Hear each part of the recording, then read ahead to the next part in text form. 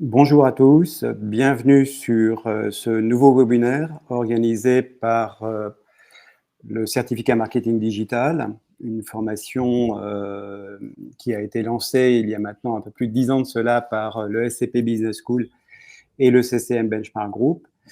Je suis ravi en fait de vous retrouver pour, je pense qu'il y a pas mal de gens qui sont en ligne et que je connais, pour ce webinaire sur la valorisation des données de l'entreprise avec l'IA générative en toute confiance.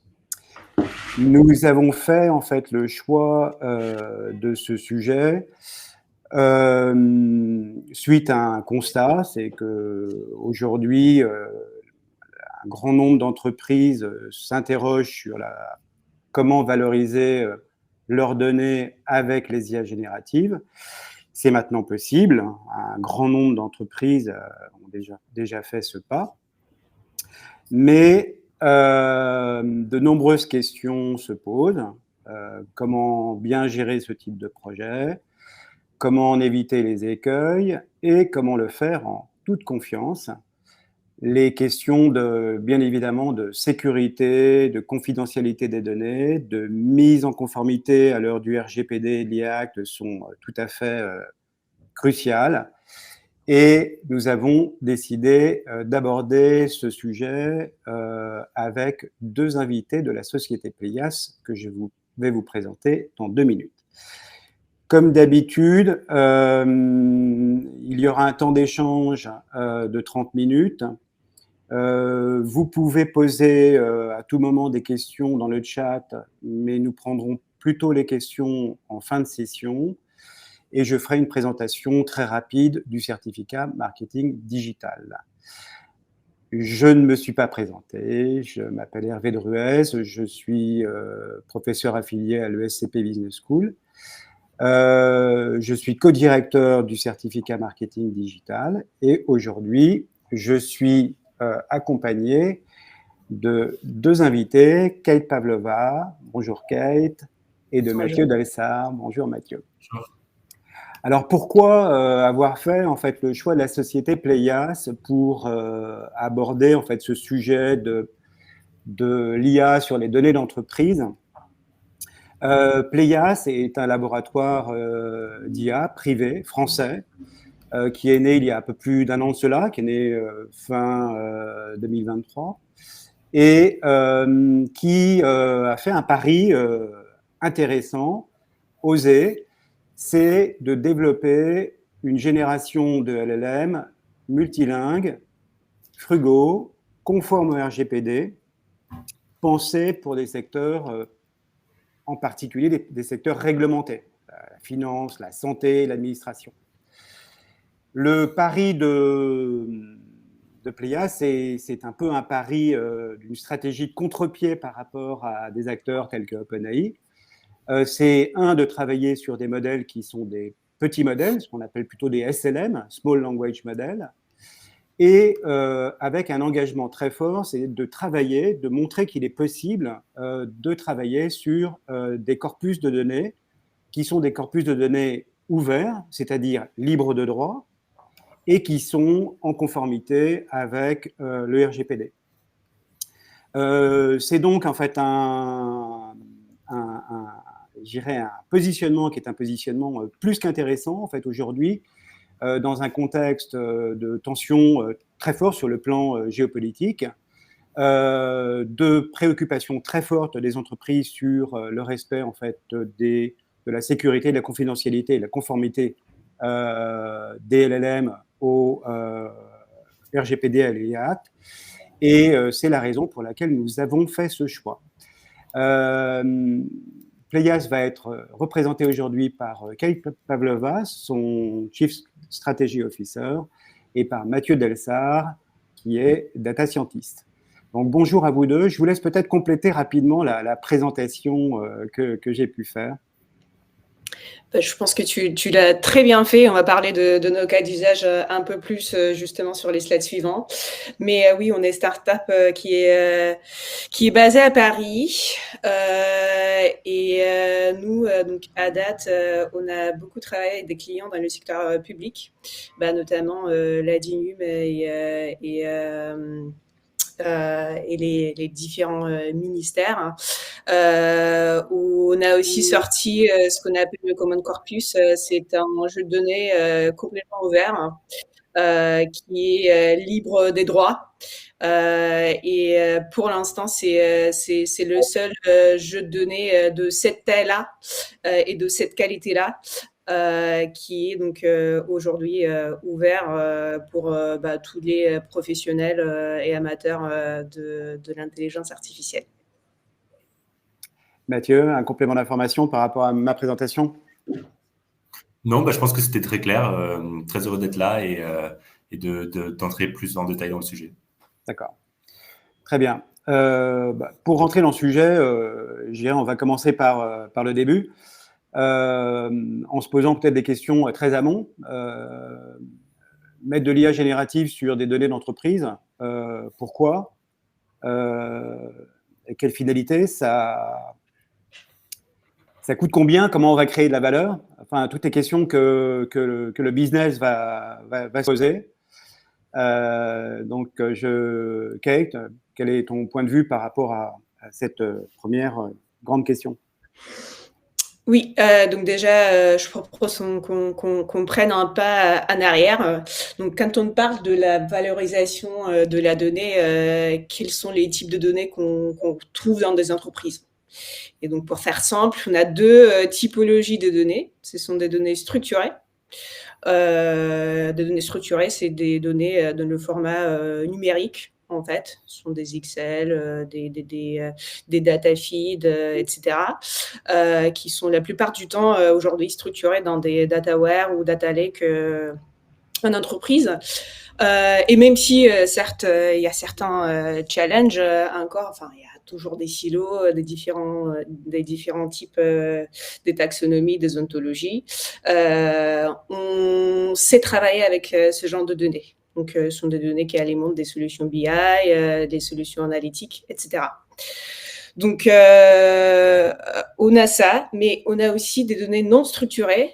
Et ce qui pose le plus du challenge aujourd'hui dans des entreprises, parce que c'est souvent ça qui constitue une grosse partie de ce qu'on appelle l'intelligence institutionnelle, à travers des départements, à travers des entreprises. Et pourquoi ils sont non structurés? C'est parce que ils sont souvent enfermés dans des formats qui est un peu complexes à travailler. Des PDF avec des tables, des graphiques, des PPT, etc. Enfin, vous en avez d'autres aussi.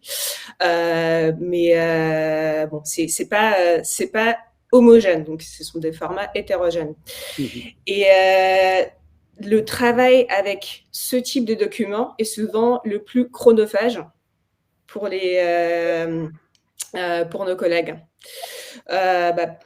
Les cas d'usage, les cas d'usage, on est un peu partout, donc on peut réfléchir aux cas d'usage pour n'importe quel département, du marketing au RH, ressources humaines,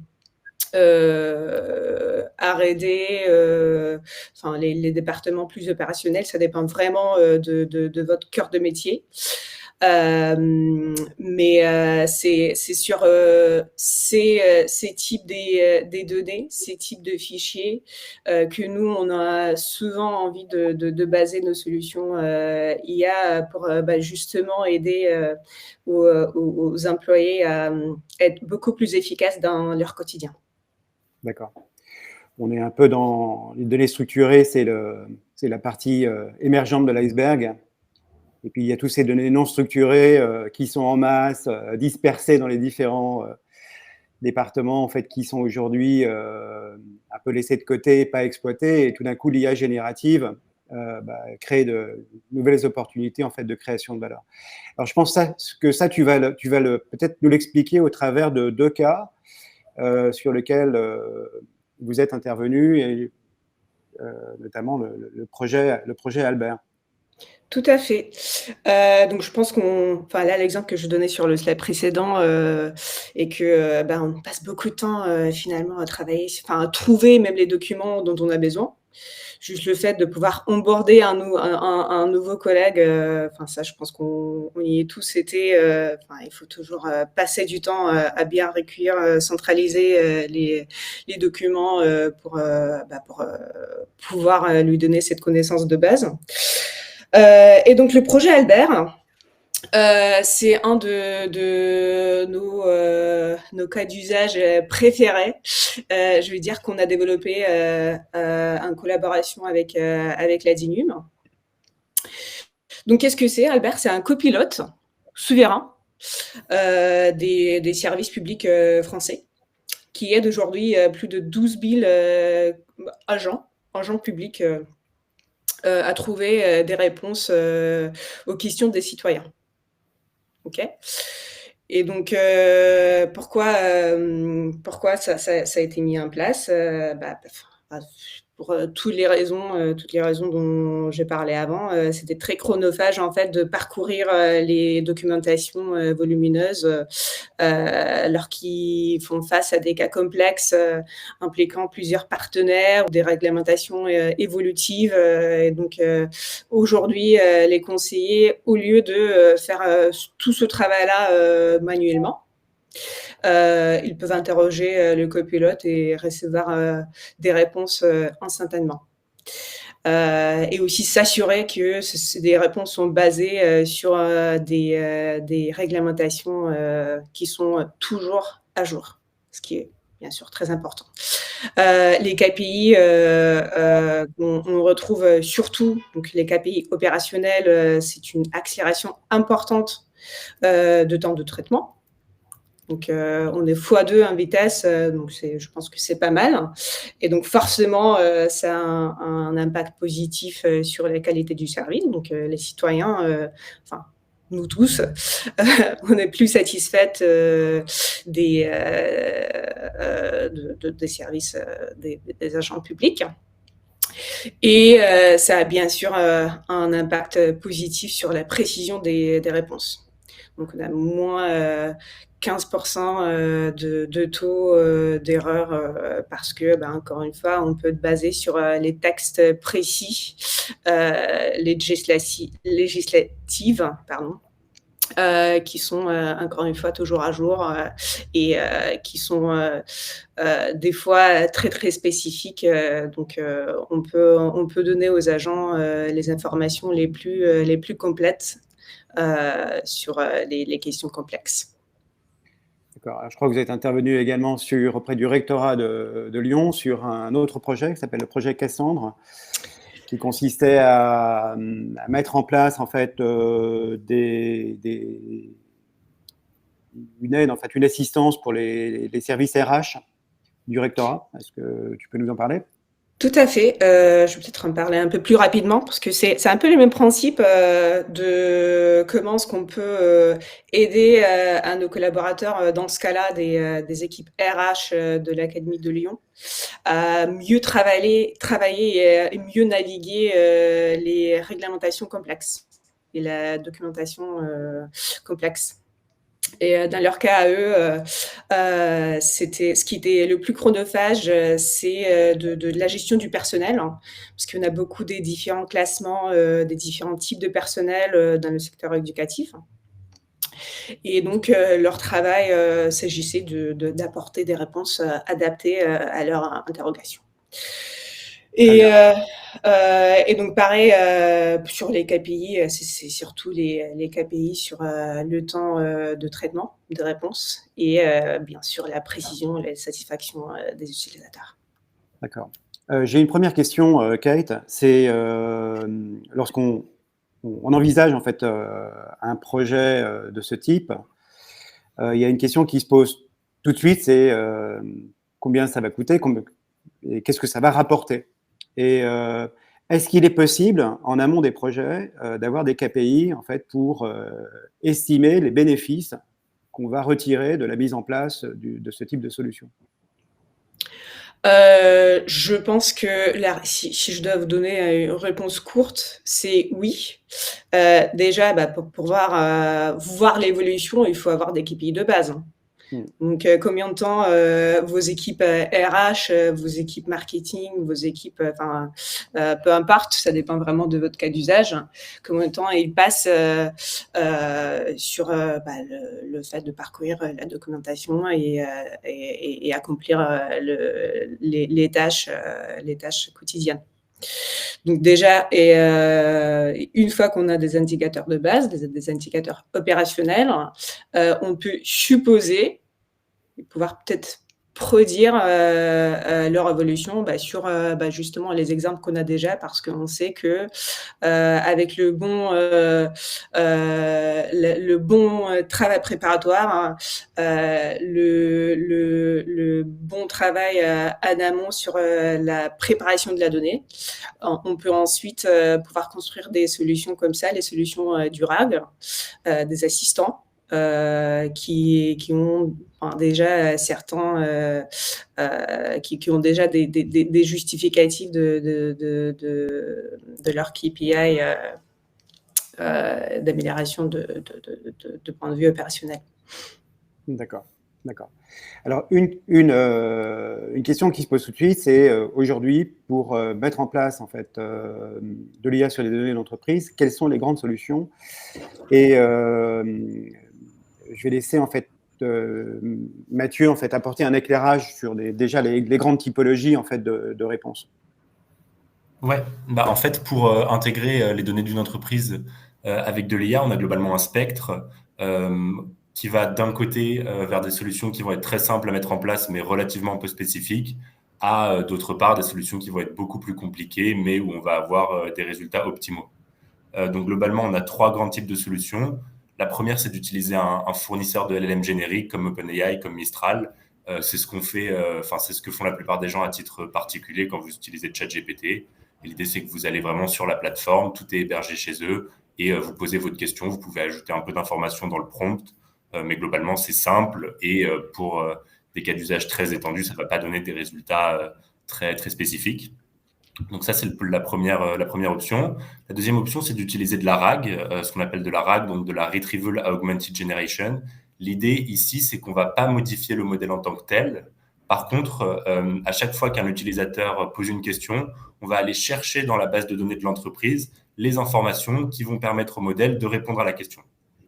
Donc ça, c'est souvent un très bon compromis entre facilité de mise en place et qualité des résultats, parce qu'en fait, on ne va pas avoir besoin de réentraîner le modèle, et en même temps, à partir du moment où on a fait tout le travail de pré-processing des données, le modèle va souvent fournir des réponses qui sont de très bonne qualité. Et enfin, la dernière grande option, c'est ce qu'on appelle le fine-tuning. Donc, on prend un modèle qui est pré-entraîné, que ce soit un modèle open source ou un modèle fermé, et on va lui ajouter une couche d'entraînement supplémentaire sur les données spécifiques de l'entreprise. Et globalement, là, il y a 2 types d'adaptation. On dit, il y a de l'adaptation à une tâche spécifique, par exemple répondre à des questions-réponses sur le mode de la conversation, comme ChatGPT, ou on peut aussi faire du fine-tuning sur un domaine spécifique. Si votre entreprise est spécialisée dans les données financières, dans les données médicales, légales, typiquement, c'est des cas d'usage du fine-tuning.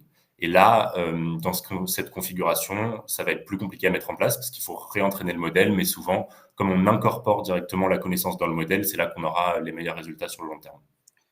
D'accord. Donc, ce qu'indiquent ces slides, c'est quand même le sacré Graal, ça serait le fine-tuning, mais que globalement, la solution la plus courante, puisque la plus pertinente en termes de simplicité et de spécificité, c'est la RAG.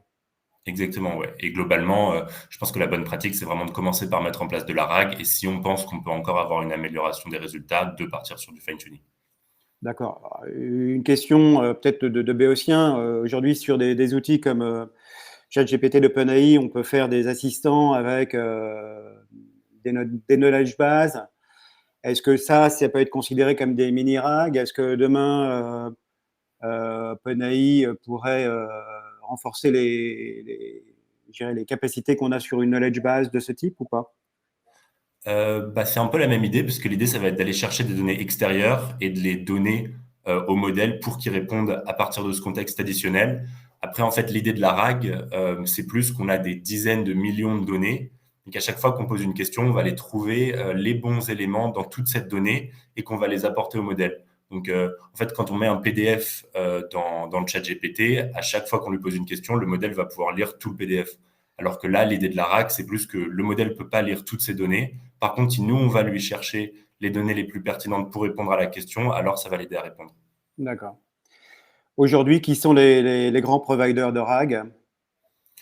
Il y a, enfin, il y a pas vraiment de provider en tant que tel. Souvent, c'est des Oui, systèmes qui sont gérés par l'entreprise elle-même ou alors en faisant appel à des fournisseurs extérieurs. Nous, on le fait beaucoup chez Playas et je pense qu'il y a des cabinets de conseil, de transformation digitale qui le font aussi.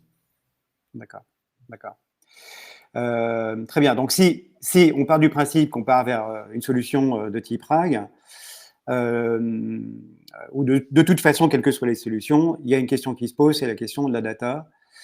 Et le point que je voulais aborder, c'est quels sont les prérequis en termes de data. Alors, si je pense quand je dis prérequis, Mathieu, je pense à volume, type de source. Est-ce que tu peux nous apporter un éclairage sur ce point? Ouais, il y a en fait globalement dans la mise en place d'un système qui repose sur des LLM, que ça soit RAG ou fine-tuning, souvent l'essentiel du travail, ça va être le pré-processing et le nettoyage de la donnée, plus que la construction du système en tant que tel. En termes de volume, en fait, il n'y a pas vraiment de volume minimal. En soi, on pourrait faire de la RAG sur une dizaine, une centaine de PDF. Mais je pense que ce qu'il faut toujours avoir à l'esprit, c'est que globalement, il va y avoir un gros coût de pré-processing de la donnée. Donc, ça ne vaut pas forcément la peine de se lancer dans un système de RAG si vous avez qu'une centaine de PDF. Après, ce que je peux rajouter, c'est que même si vous n'avez pas beaucoup de données de qualité en interne, souvent, ce qu'on voit aussi dans des entreprises qui ont des licences pour les bases de données externes. Ça peut être des bases de données législatives, études de marché, financiers. Encore une fois, ça dépend de votre use case et votre cœur de métier. Mais on peut imaginer aussi de pouvoir baser nos solutions sur ce genre des données externes. Bien sûr, les 3 derniers points aussi sur ce slide, c'est très important à les prendre en compte. C'est donc le fait que ces données-là proviennent des sources qui sont compliant, qu'on a une gouvernance claire en interne de ces différents types de données et qu'on assure pendant donc la phase de la création de solution engineering que ces données-là soient mises à jour régulièrement. D'accord. Une question, alors il y a des questions techniques sur lesquelles on répondra peut-être en fin d'échange, sur les outils d'ingestion de documents, les modèles d'embedding utilisés, les vector stores, les modèles et hyperparamètres du retrieval. Donc, Mathieu, je pense que ça te parle, à moins que tu puisses répondre très rapidement à cette question. Je pense qu'on pourra peut-être élaborer plus en détail à la fin, mais globalement, ça va être tous les outils vont dépendre de la donnée de base. Typiquement, si vos données c'est des PDF, ça va être très différent de si c'est, je sais pas, des fichiers HTML, des fichiers financiers. Donc ça dépend beaucoup du cas d'usage. Et globalement, je pense que ce qu'on va dire après dans cette présentation, c'est que l'important c'est vraiment d'avoir un benchmark dès le début sur lequel se baser et après de prendre les décisions techniques en fonction de ça. D'accord. Une question, c'est on peut se lancer directement sur un RAG avec des fichiers vraiment de différentes natures. Je parle du texte, de l'image, de la vidéo. Est-ce qu'on peut tout installer sur le multimodal? Ou est-ce qu'il convient de rester peut-être dans un premier temps sur des choses plus simples avec des formats uniquement texte? Aujourd'hui, la plupart des systèmes de RAG qui sont construits, ils sont construits sur du texte parce que globalement, c'est plus facile. Après, les modèles multimodaux, c'est quelque chose qui est vraiment en train de se développer assez rapidement. Et à terme, c'est certain qu'on aura beaucoup de RAG multimodal qui va être mis en place. Mais aujourd'hui, l'essentiel des données que possèdent les entreprises et qui sont globalement assez propres, c'est des données textuelles. Donc, je pense que c'est déjà le premier pas. D'accord. Un point que je précise, c'est quand même la notion de mise à jour. C'est que la mise en place de RAG va demander en fait d'avoir un flot d'informations continu pour faire à la fois des compléments sur le jeu de données et puis de mettre à jour les données qui seraient en fait finalement devenues obsolètes. Ouais, Okay. exact. Ah. Oui, oui. Non, bah exactement. En fait, l'idée de la RAG, globalement, c'est de donner accès au modèle à des données sur lesquelles il n'a pas pu être entraîné. Donc, c'est typiquement quelque chose qui est important dans la RAG, c'est d'utiliser les dernières données actuelles. D'accord. Une fois qu'on a la data, bien évidemment, il va falloir choisir le modèle de fondation, hein, quel type de LLM, donc quel type de modèle de langage on va utiliser pour travailler en fait sur les données. Aujourd'hui, on est dans un environnement où il y a, je dirais, un peu les cadors hein, du marché là, qui tiennent le haut du pavé, donc notamment les acteurs américains qu'on connaît tous, hein, OpenAI, Google, Anthropic, Meta. Il y a eu la montée en puissance récemment des acteurs chinois avec DeepSeek, Qwen d'Alibaba. Et puis, il y a les acteurs européens, notamment avec Mistral, qui aujourd'hui tient quand même une place plus qu'honorable, en fait, finalement, dans cette compétition. Le choix du modèle va être une question essentielle, et notamment aujourd'hui, il y a Playas hein, qui arrive avec une proposition qui est de dire, nous, on offre des petits modèles de langage qui ont plusieurs particularités, c'est-à-dire qu'ils ne sont pas sur des milliards de paramètres, mais ils sont performants pour des fonctions spécifiques. Ils ont été entraînés sur des bases qui sont des bases libres de droit, qui sont en phase avec le RGPD et l'IA Act, et qui sont peu coûteux et frugaux, et donc avec un impact écologique moins important. C'est quoi aujourd'hui comment on fait un choix de modèle entre, je vais prendre deux extrêmes. Hein. Je vais prendre d'un côté 4.5 Preview là, avec une annonce qui est de 1,5 trillion de paramètres. Et puis de l'autre côté, des modèles comme ceux que vous proposez. Tu pourras peut-être rappeler en fait d'ailleurs les modèles qui sont proposés. Mais des modèles qui vous proposez qui n'ont rien à voir en termes de taille et qui sont des propositions qui sont, selon moi, aux deux extrêmes de l'échelle. Oui, je pense qu'il y a trois grandes dimensions au moment de choisir un modèle pour un cas d'usage.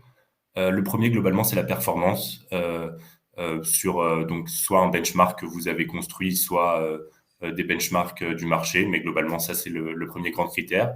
Le deuxième grand critère, c'est le coût. Parce que globalement, plus un modèle est grand, plus il va coûter cher à utiliser, que ça soit que vous l'utilisiez sur vos propres infrastructures ou chez un fournisseur externe. Et globalement, pour revenir sur la question écologique également, plus un modèle est large, plus il va consommer d'énergie. Et donc, c'est vrai que très souvent, on voit que des petits modèles de quelques milliards de paramètres, comme ceux qu'on a fait chez Playas, par exemple, peuvent obtenir des résultats qui sont vraiment comparables à ceux de modèles qui sont parfois 100, voire 1000 fois plus grands sur des tâches très spécifiques.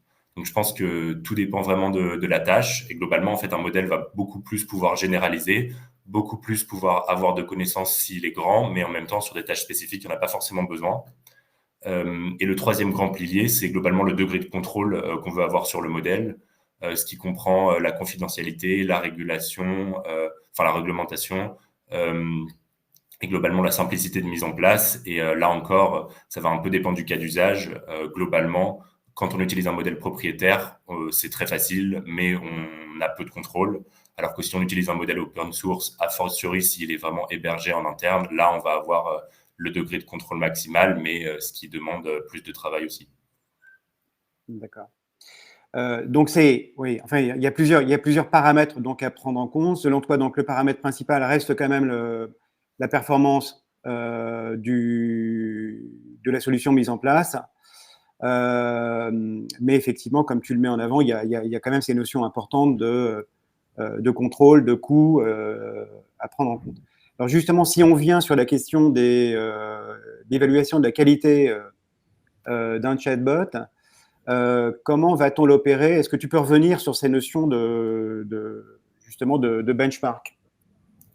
Ouais, Globalement, en fait, je pense que dès le début, quand on a un cas d'usage en teinte, la première étape, c'est vraiment de construire un benchmark, ce qu'on appelle parfois un golden benchmark, qui correspondent au cas d'usage avec une série de questions-réponses qui a été contrôlée par les métiers dans lesquels on a une forte confiance. Et en fait, l'idée, c'est vraiment de, à partir de ce benchmark, construire toute la solution technique en aval. Je pense que ça, c'est vraiment une bonne pratique plutôt que de se baser sur des benchmarks qu'on peut trouver sur le marché, mais où parfois on a des résultats qui sont vraiment différents sur ces benchmarks et sur les vrais cas d'usage. Donc ça, c'est le premier point. Et ensuite, sur ces benchmarks, il y a deux grands types de métriques. Sans rentrer trop dans le détail, il y a des métriques qui vont être quantitatives, où globalement, on va calculer de manière automatique une espèce de distance entre la réponse de référence et la réponse fournie par le LLM. Ça, c'est la première partie. Et la deuxième partie, c'est des métriques beaucoup plus qualitatives, où cette fois, on va demander à un humain d'évaluer la réponse du LLM, ou ce qui se fait de plus en plus souvent par un autre LLM. Donc, un LLM, on va dire, de référence, souvent beaucoup plus gros. Et on appelle ça LLM as a judge. Et c'est souvent ça permet d'avoir des résultats très proches de ce que font les humains, sans évidemment avoir besoin d'une personne pour relire des milliers de réponses. D'accord. Ça veut dire qu'il faut qu'il y ait une application très forte des métiers en amont du projet pour vous donner, en fait, finalement, ce fameux golden benchmark, c'est-à-dire, en fait, des listes de questions-réponses qui permettent d'étalonner la performance du RAG qui est mis en place. Exactement, ouais. Je pense que globalement, en particulier sur une application spécialisée, il faut vraiment qu'il y ait une implication forte des métiers pour bien comprendre ce qu'on fait et après pouvoir diriger en aval toute la mise en place du projet. Je ne sais pas, ça représente combien de questions-réponses? Un ordre de grandeur, c'est quoi? C'est 200 questions-réponses et 1000? Parce que la formalisation de cette connaissance, elle n'est pas si évidente que ça, je dirais, à obtenir. Tout va dépendre à quel point le cas d'usage est large, mais globalement, je pense que de l'ordre de quelques milliers, c'est un bon ordre de grandeur à avoir en place. D'accord. Ouais. Quelques milliers de questions-réponses, ça veut dire qu'il faut que je mobilise quand même pas mal mes équipes. Après, on peut utiliser des questions-réponses historiques. Typiquement, si c'est des questions de customer support, on peut aussi utiliser des données, des réponses qui ont été faites par des humains dans le passé et les utiliser comme référence. On n'est pas obligé de tout reconstruire au moment de l'évaluation.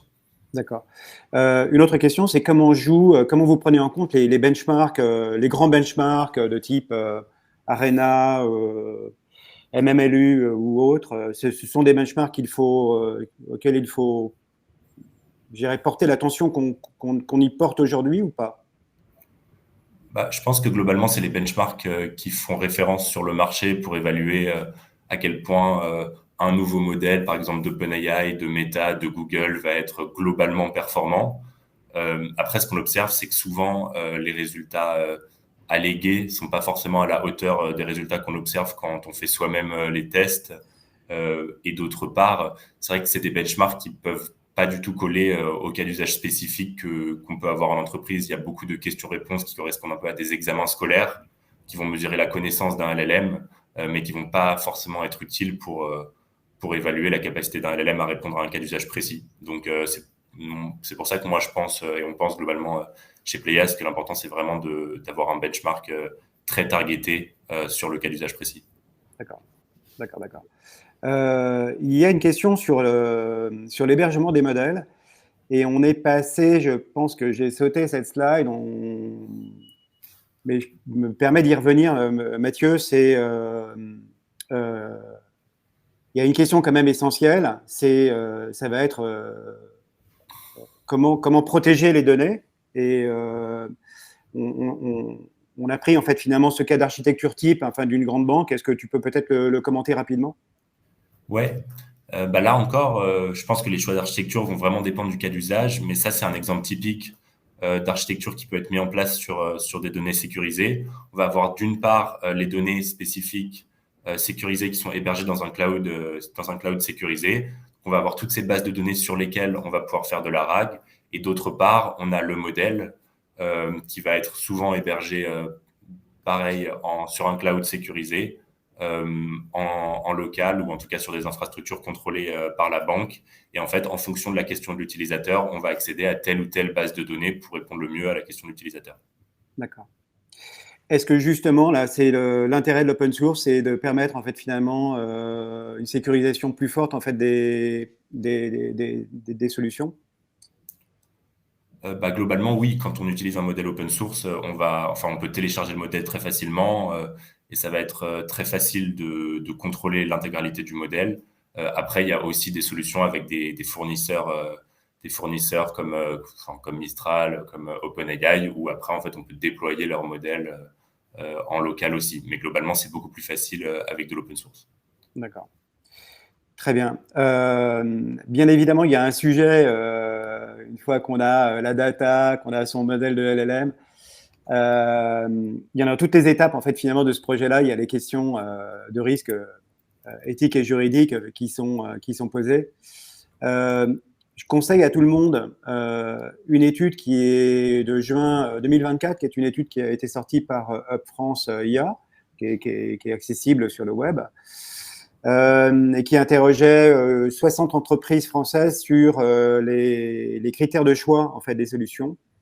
Et ce qui ressortait en fait, clairement de l'étude, c'est que la sécurité des données et la conformité légale et réglementaire étaient les deux points qui étaient très fortement priorisés dans le choix des solutions par rapport à tout ce qui est coûts initiaux, de maintenance, intégration avec l'infrastructure existante, niveau de transparence, scalabilité des systèmes, open source propriétaire, la possibilité de les tuner, la possibilité de spécialiser, les fenêtres de contexte, c'est-à-dire les tailles des réponses et la facilité d'utilisation. C'est-à-dire que, on voit bien que c'est une préoccupation centrale pour les entreprises.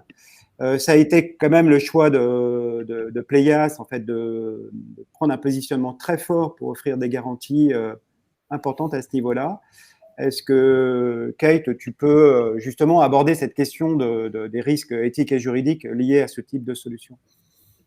Oui, bien sûr. Et j'aime beaucoup ton slide précédent avec les résultats de cette étude parce que les 3 premiers critères où les entreprises ils freinent aujourd'hui ou ils sont les plus inquiètes, c'est la sécurité, la conformité et les coûts. Et donc nous, surtout aujourd'hui en 2025, mais en 2024 aussi, on reçoit beaucoup des questions. Il y a des entreprises qui viennent vers nous parce qu'ils ont peut-être lancé des POC en 2023-2024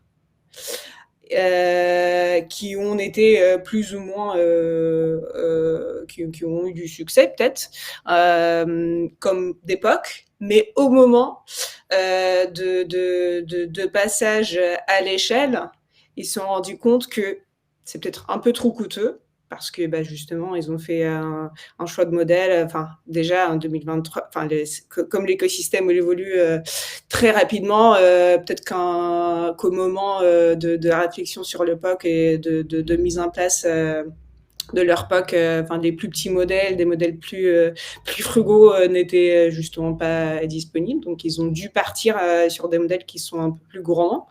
Donc là, maintenant, on ne peut pas vraiment passer à l'échelle tout simplement pour des questions de coût, mais aussi pour des raisons de sécurité et de conformité. Et c'est là aussi où ce travail-là de préparation de la donnée, de pré-processing des données devient de plus en plus important, même avant faire le choix de votre modèle et de regarder les benchmarks, de peut-être faire vos propres benchmarks focalisés sur vos cas d'usage. Il faut très bien connaître vos données, leur provenance, le niveau de conformité et avoir une stratégie de pré-traitement assez encadrée pour ensuite, comme on dit dans la data, garbage in, garbage out.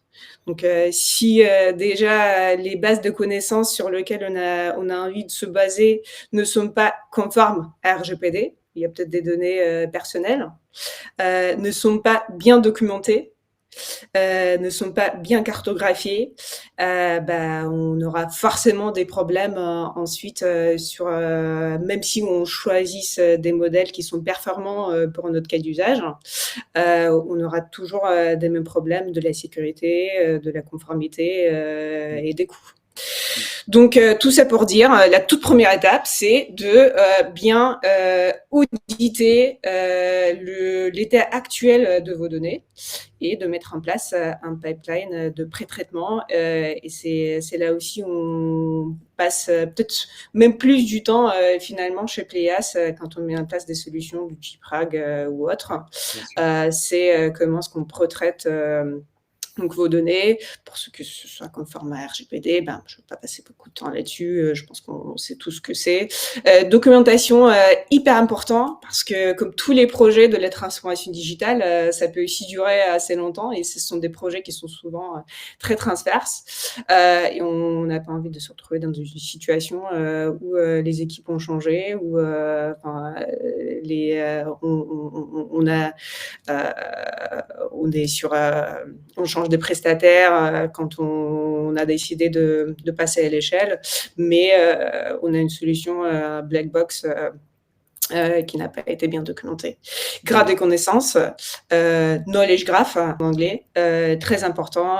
Pareil, nous, on les construit d'une manière routine. Pour justement pouvoir avoir le niveau de transparence et le niveau de monitoring pour comprendre en fait comment est-ce que le modèle est en train d'apprendre les différentes ontologies spécifiques au domaine. Donc le point final, je pense qu'Hervé, tu l'as déjà mentionné, c'est le fait de pouvoir avoir un humain dans la boucle, human in the loop, quand on est en train de faire ce travail de fine-tuning et QA sur les réponses que nos assistants, nos modèles, nous donnent. Alors, bien évidemment, tout ça pose les questions, et tu l'as dit, en fait, de quelles sont les étapes du projet et quid des coûts. Tu viens de dire qu'effectivement, l'étape de préparation de la data était l'étape la plus clé. Je vous laisse, alors je ne sais pas, Mathieu ou Kate, commenter, c'est quoi le déroulé d'un projet, et puis globalement, combien ça coûte. Ouais, je peux en parler très rapidement. Encore une fois, là, je pense que l'étape clé, c'est le design de votre corpus de pré-traitement. Ok. En fonction de votre maturité, vous pouvez déjà très bien être très au courant de l'état actuel de vos données, mais c'est pas souvent les cas. Donc nous, chez Pléas, on commence par une petite diagnostic, un audit qui n'a pas forcément besoin de durer très longtemps. Hein. On peut la finaliser en 1-2 semaines, enfin quelques semaines, en fonction de la complexité. Mais c'est encore une fois, c'est très important pour ensuite pouvoir passer à l'échelle. LLM deployment, qui se base sur est-ce qu'on choisit de partir sur le déploiement sur le cloud public, sur le cloud privé, ou peut-être on-premise. On passe toujours, ou en tout cas, on pense que c'est plus prudent de passer par une phase de POC, où on met en place peut-être plusieurs cas d'usage et on monitore la performance pour ensuite pouvoir passer à l'échelle. Et donc là, c'est difficile de mettre des chiffres sur cette étape-là, parce que ça dépend vraiment. Est-ce que vous avez des milliers de collaborateurs ou des dizaines de collaborateurs pour ce cas d'usage? Est-ce que vous partez sur une solution on-prem qui sera bien sûr un peu plus coûteux parce que ce sera votre propre infrastructure, ou vous passez sur des solutions qui sont un peu plus flexibles, que vous déployez sur le cloud. Bref, tout ça pour dire que il y a des projets IA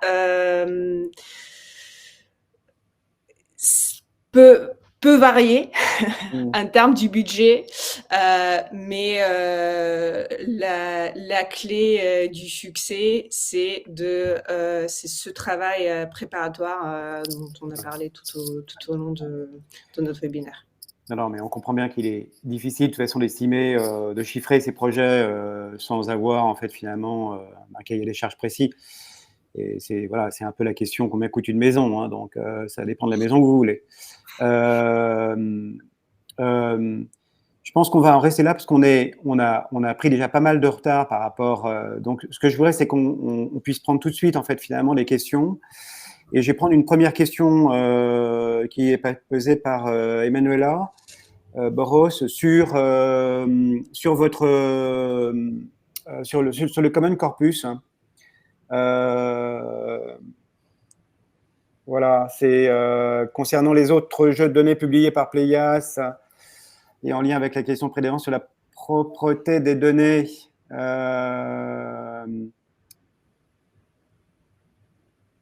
Est-ce que la question est claire pour vous?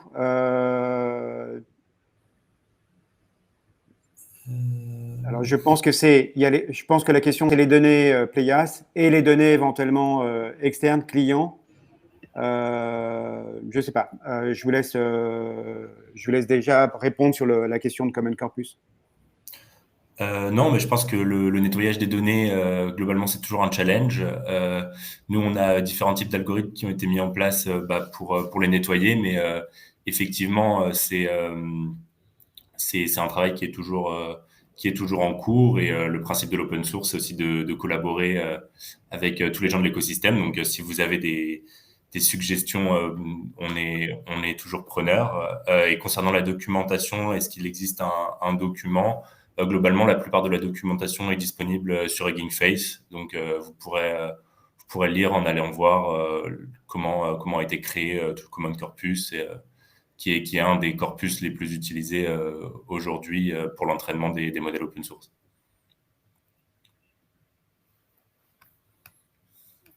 D'autres questions?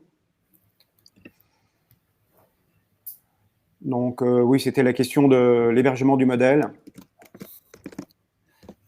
Ça, effectivement, c'est sûr que c'est un critère de choix. Est-ce que les données traitées passent sur des serveurs si on utilise un fournisseur standard? Globalement, la réponse, en règle générale, c'est oui. Et c'est notamment une des raisons pour lesquelles on peut préférer de l'open source qui fonctionne sur des infrastructures qu'on possède. Après, il me semble que c'est aussi possible d'avoir des contrats spécifiques avec les fournisseurs de modèles génériques pour les héberger en local. Donc, je pense que la règle, c'est que globalement, l'open source, c'est mieux, mais qu'après, il y a toujours des aménagements qui sont possibles en fonction des cas d'usage. Alors, comment faites-vous pour entraîner ces LLM internes? Globalement, c'est un travail qui est assez complexe d'entraîner un LLM à partir de zéro, qui demande parfois des mois entiers. Et comment indiquer dans quel modèle peut puiser ou pas? J'imagine que ça, c'est plus la deuxième question, j'imagine que c'est plus une question au sujet de la RAG.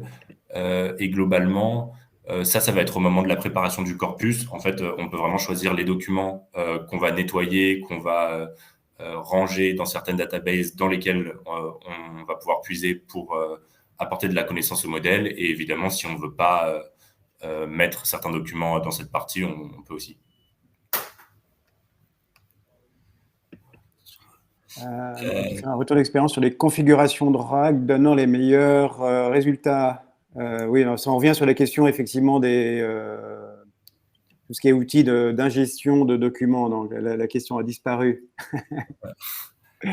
Globalement, pour cette question qui apparaît ici et la précédente, je pense que, il y a de toute façon, la RAG, c'est quand même un sujet qui est assez récent, qui apparaît au cours des 2-3 dernières années.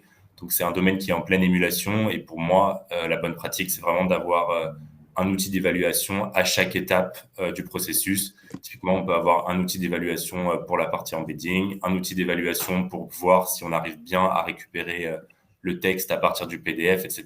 Et je pense que ça, c'est globalement la bonne pratique qui va guider après les choix. À partir du moment où on a cette évaluation étape par étape, on peut essayer différentes techniques. Et oui, bah, globalement, ça répond aussi, je pense, à cette question. En fait, tout dépend du cas d'usage et de l'évaluation qu'on va mettre en place à chaque étape.